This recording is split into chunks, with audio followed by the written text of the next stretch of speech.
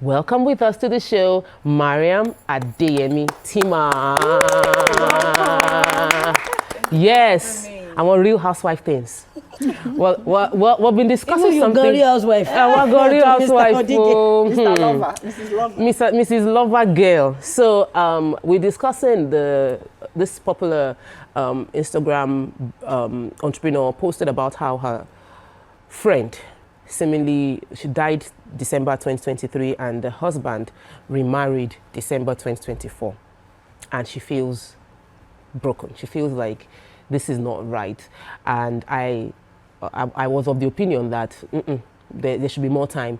What first was your initial response to the fact that she feels it was too short for the remarriage to take place? They were married for 20 years.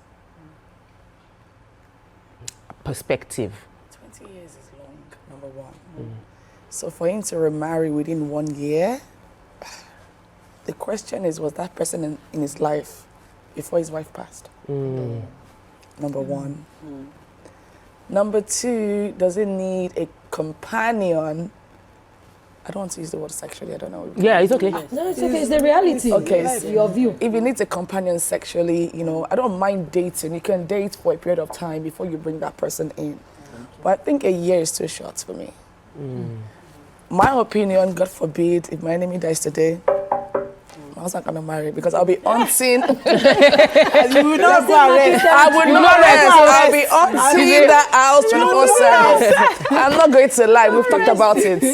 No, we've talked about it because death can come anytime, any day. Yeah. Death has nothing to do with age. Do you understand? So these are the things we've spoken about. Okay, and I said, don't bother remarrying because I'm going to be present ever. Until rest, I beg. So 20 years, marriage is life. It can be up today, it can be down tomorrow. It could be anything. You cannot guess the stage that marriage was at the time of death. So just to bring into perspective a 1 year period before remarriage, if at the time she died, love had ended in that marriage and there was already a helper somewhere, would it not be okay for within a year? It can be, but we have to understand that there are some men that can be alone. They can never be alone. Men are not built to be alone. Okay. They're not. That's why God literally took us out from their ribs. So most men cannot be alone in a relationship. They have to be in a relationship. They have to be taken care of. So depending on this person's personality, probably his wife used to do everything around the house. The little things that he took for granted probably. So it might just be his personality, not being alone. They're always in a relationship. Even within a marriage. Does he have to love the new woman? For him not to even love his wife, you said something earlier, probably they had ups and downs. Yeah. A man can compromise for 20 years, for 50 years, just because they don't want to be alone. Just because they are used to a routine. Yeah. So what are your thoughts in terms of the man having a conversation with the kids, in terms of, especially when you have little or teenage kids, in terms of protecting them when you bring in another absolutely, spouse? you have to have the conversation. You can't even escape it because you're not just, Yoruba says this thing, you're not just, can I speak Yoruba? Yes. Only okogidi dunfe and buruku neko duni. When you marry someone, you marry their entire family. I love that angle. Yes. Because sometimes everything we've been saying since now, we've been talking about the person as an individual. person. But if you have a good family, You marry their they entire might not family agree. and the kids are involved no matter how small they are. That's true. Okay, if we're going to look at it, looking at the topic at hand, I think we often castigate women more for waiting because of these children.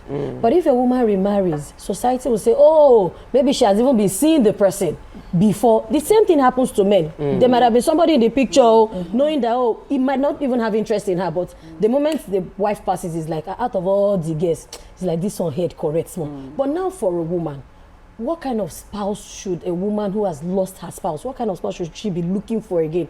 Knowing fully well that she has turned to Atilu. Upgraded version. Do you understand? Upgraded version. And you're your Odile. So that somebody also needs to attend to the children.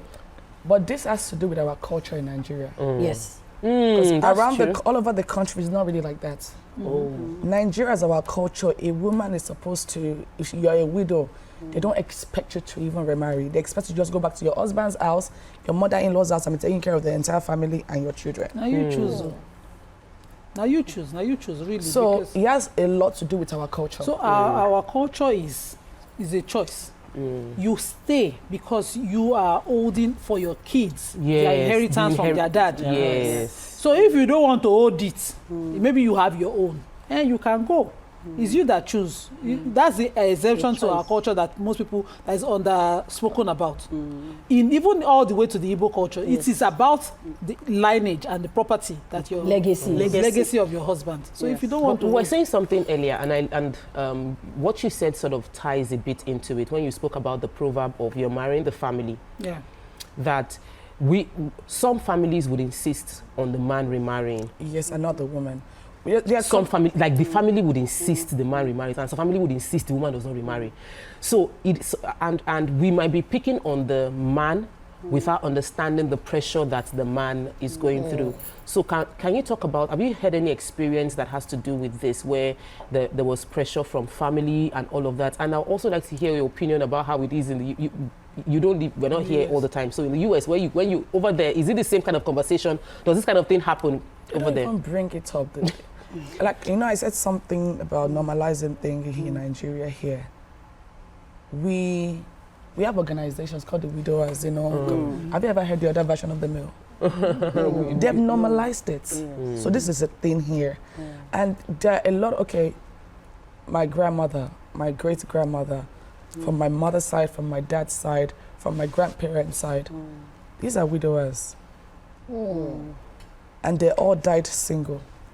Without remarrying. My mom is single, and I'm the last child. She left my dad, I think, was 2 years old. She had dated because she was 25 when she had me. She started early. She has 3 kids. And she dated, but she never remarried till date. My mom is going to be 62. Is there a reason? No, she didn't find a suitable person. She's a lover girl, number one, but she got to a stage in her life around where she was in her 40s, and she's just like, oh, it's my children. Like right now, if somebody say, Mariam, your mom is beautiful, I say, Mommy, carry your bag, we're going. Because you need a companion. Do you understand? So much I want to. My mom is beautiful. If you're watching out there, go to my page, you'll see her. Yeah, Maria, fine girl. I totally understand that because like I have a friend, there's a guy. When his parents separated, they didn't actually lose a parent.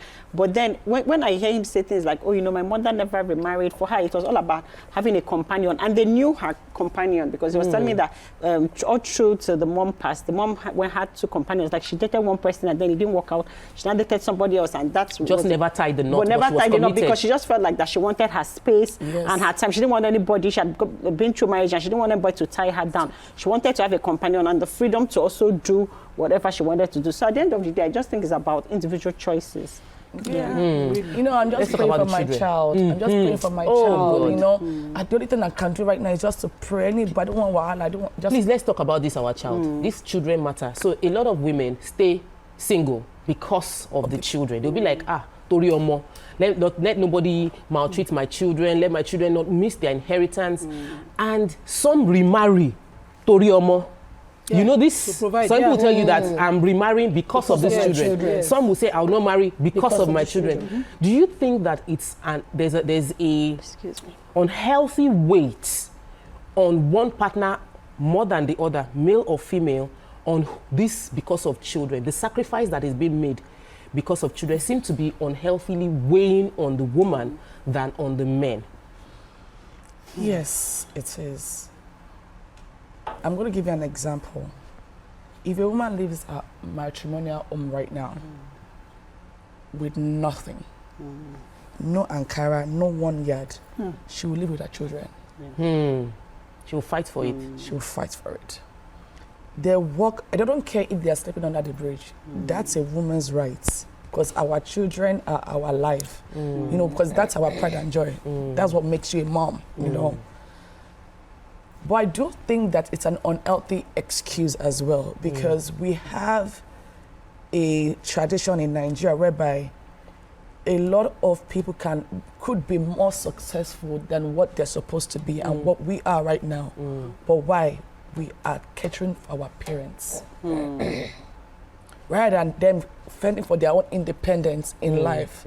So because you're saying, I'm doing it for my children, I'm doing it for my children. When they grow up, they have to now take care of you. It's like, oh, Bieda. Your mother is asking you for money and you're saying, she will remind you of her life for you. Yes. It's unhealthy. Yes. It's unhealthy. It's trauma, it's unhealthy. We all have friends that are just like, I can't say no to my mom, but like, I need more. It's unhealthy. So thank you, Mariam, for bringing this up, because we were talking about it and Tokwe was, highlighting how important. I said, just have a conversation with the children. Always secure the children and show them and carry them along. Because there's a point in life where these children will be overburdened because you've made them life. You've made them your life. Sure. You only live. I was talking to a client recently that you need to date. This divorce is 5 years old. And we're still in court. And we're still in court to drag here, drag there. I'm sure it has already painted the whole city. Co-parenting looks tough for both of them because our entire life is for those children. And so whenever the man has to be with his children, even though it's a short-term access that he has, she go show him. The access is not healthy, it's not encouraged. And I'm looking at her and wondering what kind of future these kids will have. Because if she can be bitter about the life she gave their dad, I want to be when the children to start their lives. Especially the boys, their wives will be a competition, everything, So we need to talk more about how life is fickle. I'm telling you for a fact. I was saying to someone how I handled a protective order for a woman, and the children were confronting me that I was breaking up their home. As we speak, they're with their mom.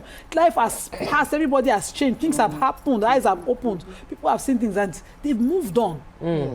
So these children, my children, I hope you're not just living now and for the moment now, that when time now passes, I hope you're willing enough to let go, forgive them, allow them be, and accept that this was your own cross. But in this widower case, one thing that also intrigues me is the fact that, do you know that my uncle that I was talking about, my auntie's husband, after my auntie passed, 6 months later, he remarried the woman. He had scuffles with his children because we're about age and they didn't see a reason why he should marry that early. And guess what? The second woman has passed. And it's the children that say that they don't marry the third one. Because they are now having that fear. Are you sure there's not something? And I've seen it. A man, I've also heard of a man who is an uncle to my friend, whose 3 women passed. And at the end of the day, it's like, do you want to? The family is not the one telling you. Do you understand it? So dynamics also happen. That okay, you want to marry, but do you know? Like Mariam had said that she will hunt. Do you know if it's the spirit of the first one that is hunting the remaining one? Who just knows? Things just happen. Things just happen.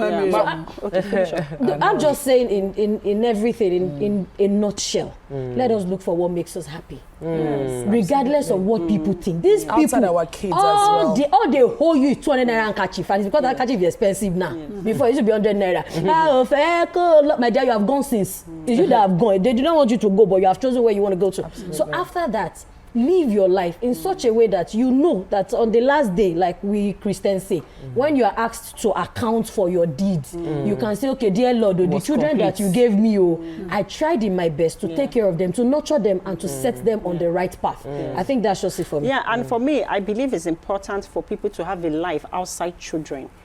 I understand the need for parents to. You're here. You have a child. Even in marriage. Yes, even in marriage, you have to have your own life outside your marriage, your husband, outside your children. You need to. You did not just come to this world. You did not just come. Your purpose in this world. It is easy. You can. Yes, it's not just to procreate. Can we talk about this relationships and the shifts? Yes, break down. I'm coming. So in terms of living your life, so because it's really traumatic having that emotional blackmail on kids to say, I lived my whole life for you. I sacrificed for you. I did everything for you. What are you not doing? Why are you not loving me the same way? Why are you not giving up your own life for me? I don't think, like you did not call me back. Yes, I don't think that's a fair burden to put on anybody. Live your life the best way it suits you. If you're separated or your spouse dies and you want to remarry, carry your children along and do what suits you. At the end of the day, it's your life. Balance. Everybody goes still Where die. else you gonna go? This going. Amaka, I wanted us to talk about these ships. You know, like talk about lover girl. Yeah. My husband is my best friend. He's my only friend. That's He's another my lover husband. girl, yeah. He's my, Your husband can be is your not best there. friend. Yeah. That's no problem. But you have to have your Have a life life. outside your marriage So how as well. important are those other relationships? Because me, I have ships for everything. I have 25 best friends, 150 best friends. If you're my best friend, I'm your best friend. Bestie me. Bestie me. I have a group of ladies. I gossip my husband with. They are my friends. And my husband knows them. So he gossips me now with them. At least on Monday, he called those ladies and said, Nima, it's like, you know, and he reported me to them because he knows when I'm discussing with those ladies, even in the house when he's there, and it's his matter, I'll be using the phone, be saying, be saying, is it me you're telling them about? I need an escape. Yes. I understand it. So you need your girlfriends, you need your sisters. Yeah, I call mine my soul sisters. We even have a group called soul sisters. Exactly. So my sisters, my blood sisters, I am blessed with 4. And plus my sister-in-law. They are for a group of another reason. My girlfriends are for a group of another reason. Husband, you are my husband. But it's not everything. For another reason. It's not everything you tell husband. There's a ship for... I do tell my there is husband almost everything. I'm not going to lie, but there's just some things I can't. If I don't want my husband to view you differently, I can't tell you things about him. I can't tell him things about you. Exactly. I had to. I learned that. I learned that. That one is another topic, and I really want us to go into your interview. But that what you just said, I learned it very. It was Toke Makiwa did a video and spoke about the fact that I'm not your. Don't use me to discuss with your husband. Don't use tell me as your romantic topic. No. Don't tell him about my story. Like I shared with you in confidence. Me, I used to do like, everything that happens. Mr. Mark, but Can't you? No, I understand your own. I get but it. some It's from women, an innocent place, but it might affect. Not necessarily Now I have from an a innocent very place. mature husband who doesn't allow it. He's even the one that will be correcting me like, no, don't. It's not a big deal. But not all men have that capacity. In most cases, they would start Judging and treating them your according friend to what they heard. differently. So that for me became. or they don't forget it. like Yes. My best friend, my husband met and said, just That's after, not that year one after that- marriage. And she said, is it you? My wife said, I said, My friend said, well done. Because we were best friends, he just knew I would have done that. And so I learnt it. But he took it with joke. Now, it's not all women who do it with innocence. Some are in a tough situation in their marriage, they are deflecting. Do you want to you now come, you remember that, my friend, you want to drop your friend's gist to cover up. To cover up, to defect from your like own. with me, default. I think after like few years after meeting my husband, I realized that if I'm fighting a friend, I can't vent that much to my husband. He will fight Because for you. tomorrow we'll make still up. fighting. He's not forgiving you. Till date, he will not forgive you. Just be like, you made my wife upset. When I tell you, my number 1 fan, you made my wife upset, you know what? I'm not in for it. Yes. You will never. Wow. You can come in there when you greet me. Okay, you will never forget. After then, I don't even bother. So if I'm fighting somebody, I'll go downstairs, I'll just answer the call. But for me, I'd rather vent to my mom or my sisters. And they know that Mariam, she's just angry. But you will now say, let me now cry. Just on top of the He has matter. never even gotten, the tear has not reached here. Just here. Baby, Pookie, woo! It's over. You can't even come to the house again. As it is over. It's over. So you can't really share everything. You need to have your own escape. Your friends, your own life, even your night life, your day life, your friends that you go to dinner with. Everything can be together. You have to have your own life. You can't. Is that dinner that made Tokwe say, friends that you go to dinner with? I had lunch. Your happiness can be Traditional woman. No, it's not doesn't that. do lunch I really don't. Your happiness can my be tied to friend, just your husband. somebody alone. dragged me yesterday. I heard it. Your happiness cannot be tied to your husband. You need to be happy in yourself. Somebody dragged me yesterday after my dental check that, and it was like, so you don't go out, you don't eat lunch outside. I said, no, you don't. I was like, I don't really. Yeah, so I'm that bad. But this is not interview about me. Some other day. This interview is about Mariam. We want to get to know you. We want to get to know you. We want to dissect you and learn from you. Yes. And I'm sure many people are wondering, what makes this woman powerful? What makes, where does that vibrancy and energy come from? All that, give it to them. Yes. So we'll take a break. When we return, she will give it to you. Stay with us. We'll be right back. Just wait to collect it. Oh my days. Stay tuned. Your view will be right back.